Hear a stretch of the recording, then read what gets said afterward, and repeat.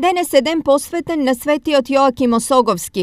Почетното заживување на подвизништвото на јужнословенските простори се поврзува со северните краишта на Македонија, конкретно околу планините Осогово и Козјак кај Крива Паланка, Куманово, Врање и со Злетовските планини.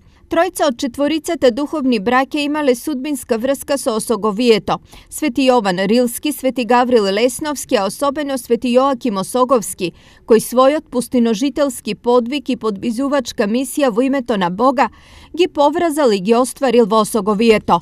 Според легендата, духовните браќа Прохор, Јован, Гаврил и Јоаким заеднички го ширеле православието на овие простори, се до една вечер кога Бог им се јавил на сон и ги разделил на сите 4 страни на светот.